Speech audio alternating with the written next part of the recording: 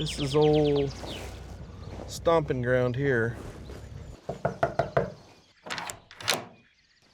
that what you're wearing? No, is that what you're wearing?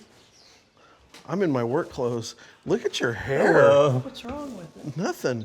But you can I'm turn on some Graham. lights. So nice to meet you. Well, I was outside. I'm sorry. You let him give you this hard of a time all the time? Well, every once in a while I'd like to bid him. I don't blame you. Too big. Oh my God, what did you get out? It's like I've died. We're remembering all the memorials. Graham, there's his picture with one of his prize pigs. Oh. Where? Oh yeah. That's good. Yeah, that's good. What do you remember from that? Sweating, probably Yeah, it was always hot. getting in trouble for not moving the pig with my cane right. This is the article that the writers from Modern Family had that inspired the Fizbo episode. And what was it about that article? Well, just, I mean, look at me. And then read the article and know that all this is coming out of that's mouth. The last line is, "I know I'm a long way from Ringling Brothers Circus," Eric admitted. "But if I was called to join the circus, I would. I would stay there. I wouldn't stay there, but I would get experience. My goal is to become a one-man show performing for little kids and senior citizens." He said he knows it's a long road ahead of him, but he's gonna keep trying until he makes it. I mean, How old were you? 5th grade? yeah, fourth going into fifth, but what I love about that is my goal is to become a one-man show performing for little kids and senior citizens, no one in between. Well, remember that time, I don't know whose party you were going to, and the police stopped you and you were in your... Oh yeah. I was on my way to a birthday party in Baser and was going too fast and a cop pulled up. He's like, "Good reason you're speeding today?" I said, "No, I just like to get dressed up like this and see if you guys can catch me." He goes, what are you going so fast for?" I said, "I'm late to a birthday party." Like, he wrote me a ticket. I would have too in that situation. Yeah, well, do what you gotta do. Oh, here's All My Sons. I haven't seen this in forever. I just saw a picture of it. But this was the first time I was like the lead of a play. And that's the one I told you afterwards. Dad came backstage and he goes, "Well, I sure never knew you could do that."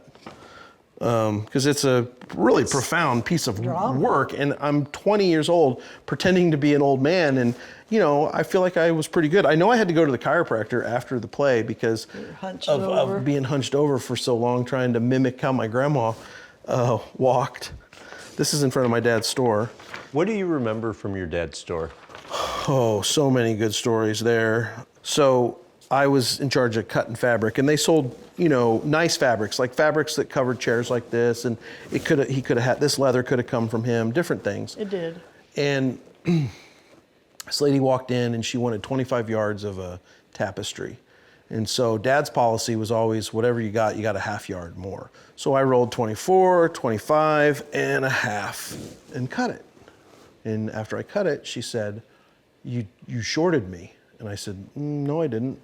She goes, "Yeah, you gave me 24 and a half yards. And I said, "No, actually I gave you 25 and a half yards. And she goes, "Well, I think I need to speak to the manager." And I said, "Okay, Dad." And again, here comes my dad, boom, boom, barreling out. "What?" I said, "She's saying I shorted her on fabric." He goes, "Did you?" And I said, "No." He goes, "Measure it." And I was like, "I told you I didn't measure it." 23, 24, 25 and a half. He grabs a pair of scissors and he cuts the extra half yard off and he goes, "Now you got what you wanted."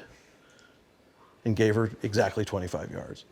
So that was such a great story because it went from knowing my dad had my back to then my dad coming out making it seem like he didn't have my back, he didn't trust me, to knowing once I said yes, I gave her the right amount, he was set up for the perfect moment to shove it up that lady's ass and cut off the extra half yard and be like, "There you go, you just cost yourself the extra half yard that he gave you," and you wouldn't believe it. I'm like, that's my dad.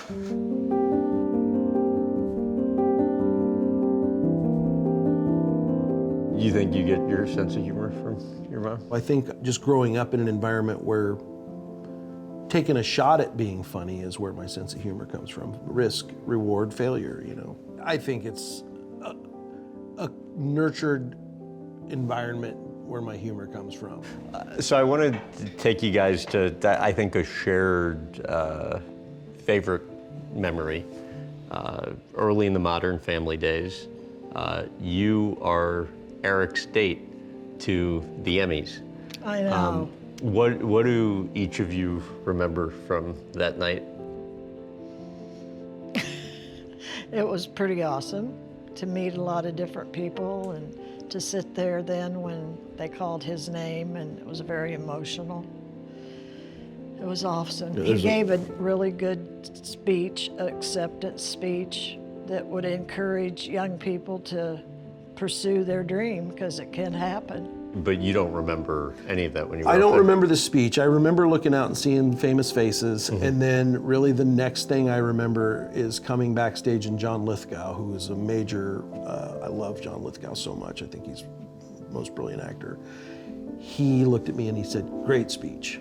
And that was enough for me. I was like, okay, well, it must have been okay if John Lithgow said it was. The night before, Tina Fey was my level 2 teacher at Second City in Chicago when I lived in Chicago. So she's the one that gave me the advice to write bullet points. So I came home that night or that next morning and I had a little crib sheet fit in my hand, and it was just a bullet point of Steve and Chris, 20th Century Fox, Mom and Dad, Journey, you know, whatever it was. And just put it in my pocket and kind of forgot about it. And then they called my name, and you watch the video, you sure enough see me, you know, grab that crib sheet out of my hand and walk up on stage. And then I never once look at that piece of paper, but it was there in case I needed it. Because right before they called my name, Betty White and John Hamm come out, and she leans over to me and she goes, "Oh, I'd like to meet Betty White tonight." And I said, "Well, can we get through this moment here first? And maybe if I win, you'll meet Betty White." And sure enough, you got to meet Betty White. I did. I mean, you have to remember that first year of the show, I went from being an actor in the adult cast with the least amount of like big credits. I'd been on TV my fair share with commercials and guest stars and co-stars, but my point was when we shot that pilot, Julie had a pilot in second position. Ty had a pilot in second position. Jesse, if he didn't get it, was going to go to Broadway and do Elf. Ed O'Neill's rich and has a, you know, pot roast in the crock pot with the expensive bottle of wine. He doesn't care. Sophia has a holding deal at ABC. I didn't know what I was going to do. I had maybe a Sears callback the next week, you know? And so I went from that to the Emmy Goes To within 1 year. So it was quite a year for me. How hard was it on your end watching him, you know, kind of battle it out for so many years to, you know, that path to eventually achieving success? It has to be challenging on, you know, loved ones. Well, I just loved everything that came along for him and rooted for him, and everything was, I don't know how to explain. You just take the highs and the lows for him and feel bad, but if there's something else down the pike, that's what I told him back when he auditioned for Ringling Brothers. It just didn't, it was meant to be that he didn't get on. What was your thinking behind modeling the character after your her? mom? Well, like I said in the you know, when we talked earlier, the character had pitfalls, meaning they said not too over the top, but yet had written all this over the top scenario, these over the top scenarios. So I needed to ground the character somehow. Well, I thought, well, if I use my mom as a guidepost and know that like I could never react or say or do anything more than how she would naturally react, since she's a real person and not some caricature over the top, and then juxtaposed to what I said earlier, which is my physicality, the softness and the exuberance and the passion of her personality cut with me, hopefully would work. How evident to you were some of your character traits and I had who he was friends playing? tell me, "Oh my God, that looked like you." There's one. Really? Yeah, one of them when they locked Lily in the car and Eric's running down the hill. I'm coming, I'm coming. And they said, oh my God, that looked like you running down the hill after. Well, and the other thing that was important is because I was playing a gay character, I didn't want the character defined by, I needed to create a person a lot of people could relate to, sexuality independent of who they were. The given circumstance in the character of Cameron Tucker on Modern Family is that he's gay. I never need to address that. I never need to talk about that. So I have to create a grounded person that happens to be Cameron Tucker. And she was sort of the reference for it. I did memorize a lot of your lines on the show because I'd sit there in the, what'd they call that room? The Video Village? Yeah, Video Village.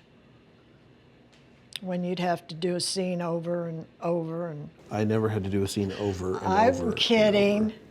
Well, the first time she came, they had to tell her to be quiet 'cause she was laughing. You know, we're not an audience show, so they're like, hey, can you have your mom be quiet? Listen, I will tell you this. A cast member of mine very early on in Modern Family made me feel bad about how close, not purposely bad, but like said things that made me feel like it was weird and odd that I had such a close relationship with my family. Like, Really? Oh, yeah. Yeah. Like, skeptical of it. I never knew that. You know, like, they're around a lot. Like, they come in town, they sure come in town a lot. I thought it was so important that, you know, I tried to spread out all the crazy activities that were coming into my life so fast, that were new with as many people as I could. And my rule was my new Saturday nights, meaning post being on TV, post fame, whatever you want to say, those Saturday nights were filled with the people that were willing to be with me on the Saturday nights for the 14 years before those Saturday nights. Because a lot of fun stuff happened on Saturday nights after Modern Family started and people invited me to parties. But I wanted to be with the people that were with me in the previous Saturday nights.